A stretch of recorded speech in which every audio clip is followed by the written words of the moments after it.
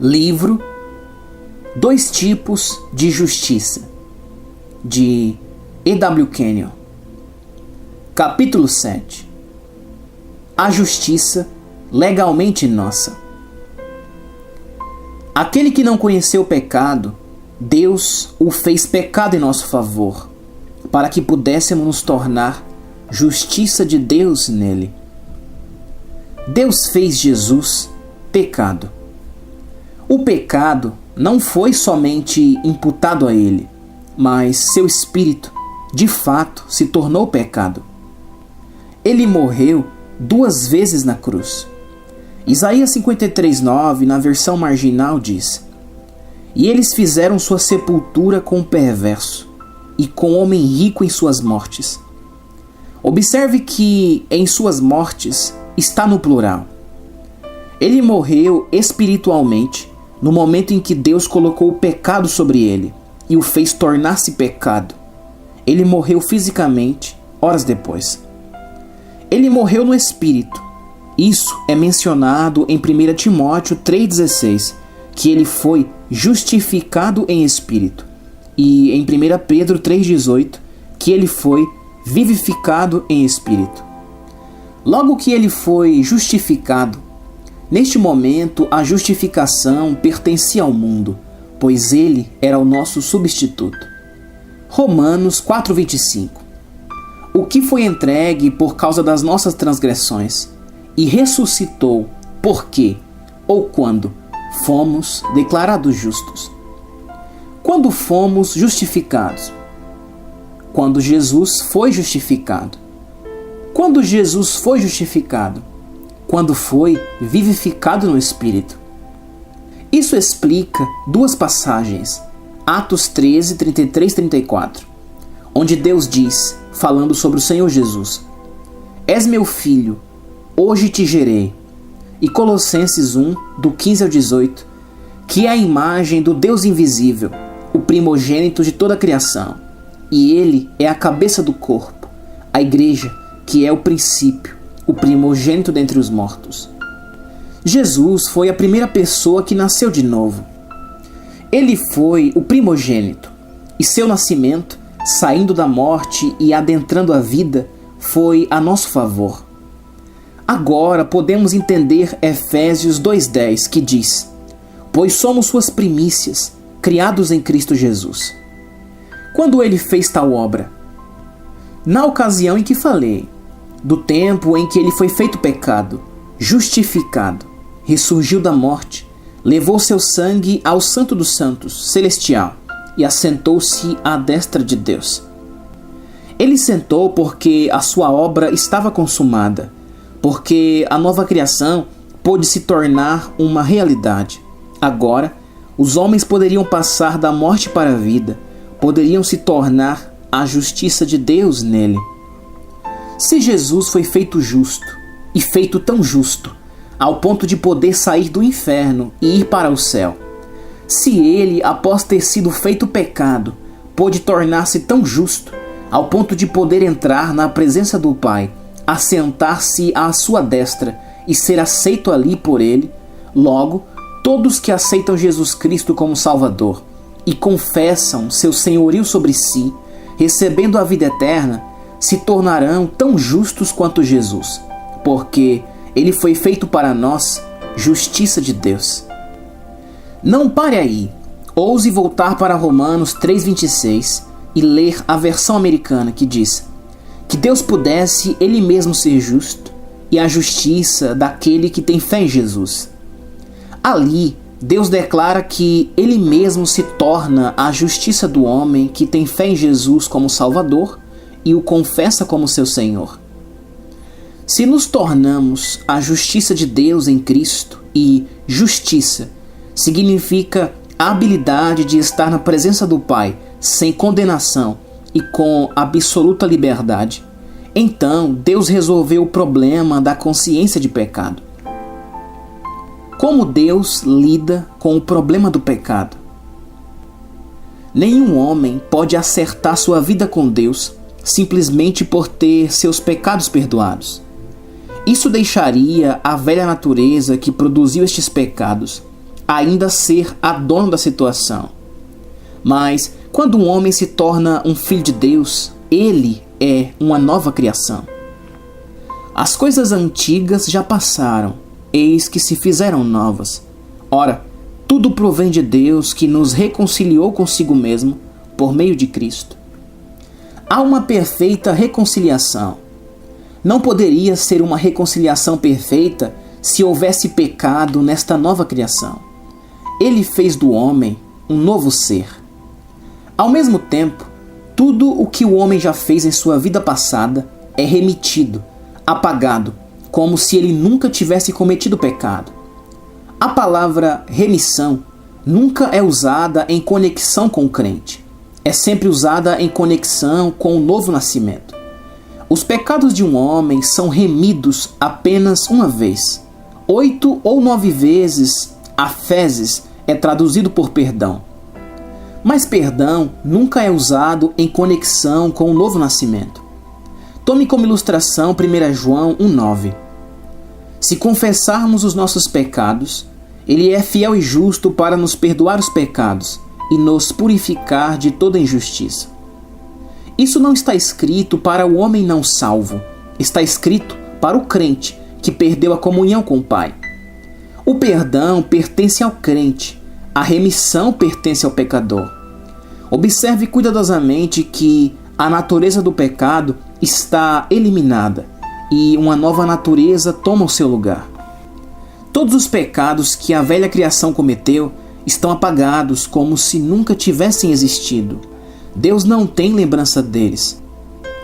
Quando um homem lhe diz que você precisa confessar os pecados que cometeu antes de nascer de novo, ele está ignorando o tratamento que Deus deu ao problema do pecado. A nova criação não tem pecados e não tem pecado. Se a pessoa tivesse pecado, não teria nascido de novo. Se tivesse pecados, seus pecados nunca teriam sido remidos. Hebreus 9:26 diz: Ao se cumprirem os tempos, se manifestou, uma vez por todas, para aniquilar, pelo sacrifício de si mesmo, o pecado.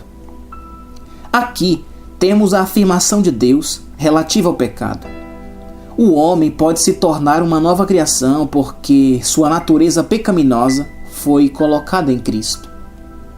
Quando Jesus foi feito pecado e o aniquilou, o problema do pecado ficou sendo uma questão fechada, resolvida.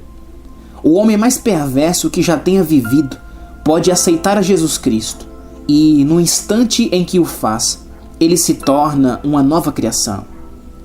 Quando ele se torna uma nova criação, a natureza do pecado deixa de existir e uma nova natureza toma o seu lugar. A nova criação.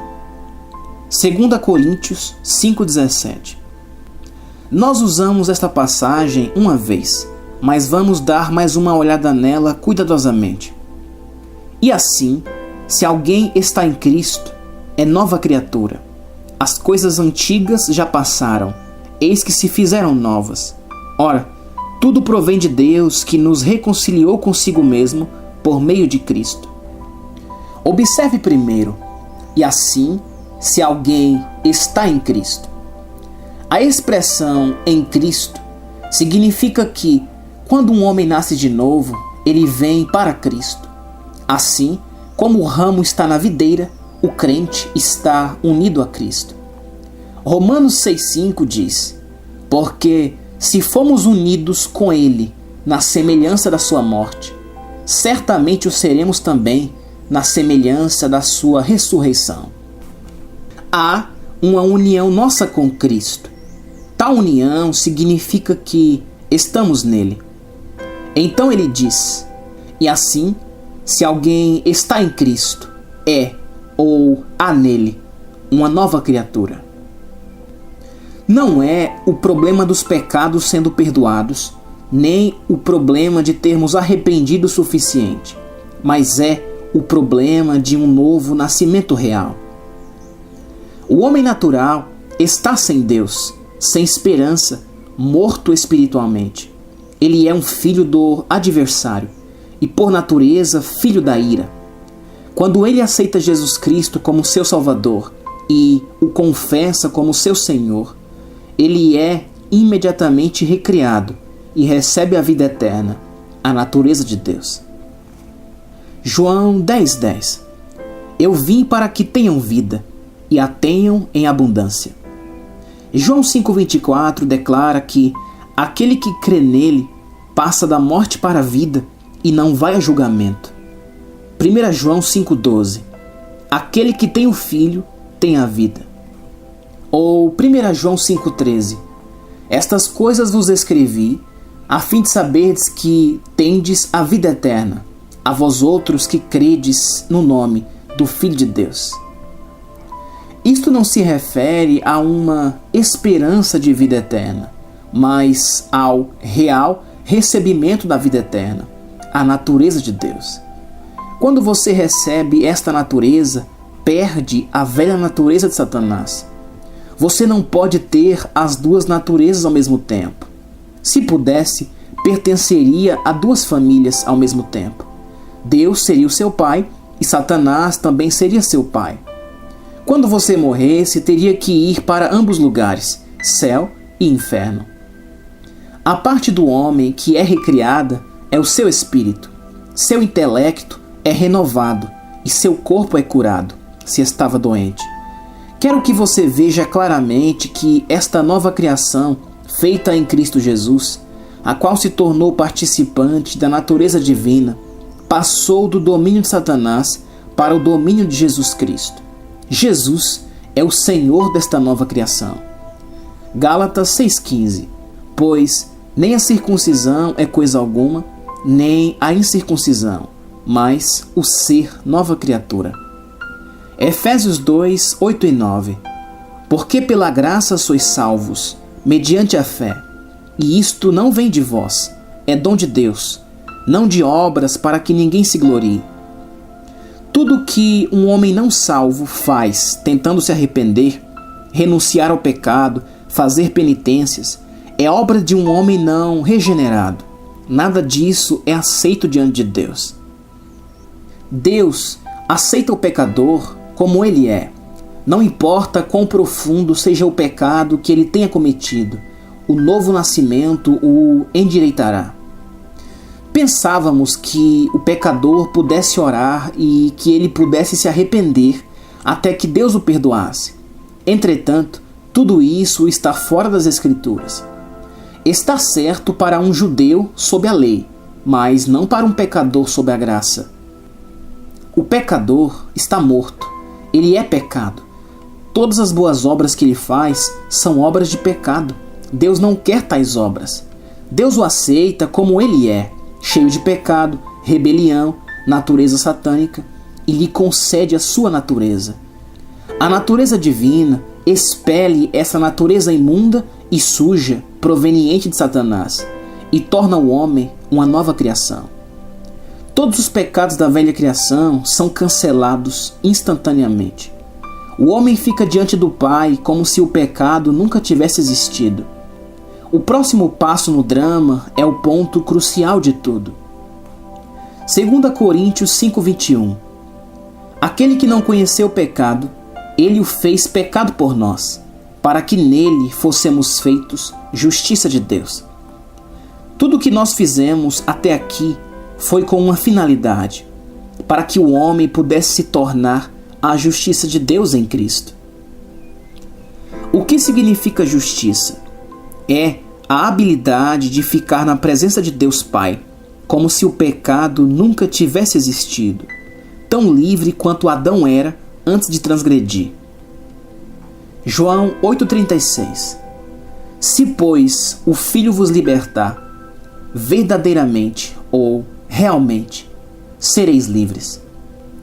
Na nova criação, o Filho nos fez livres. Romanos 8,1. Agora, pois, já nenhuma condenação há para os que estão em Cristo. Somos novas criações. Somos a justiça de Deus em Cristo. Nós conseguimos. Somos filhos de Deus. A única justiça que a igreja conheceu foi a do tipo calvinista, que fazia um homem indigno ser justo.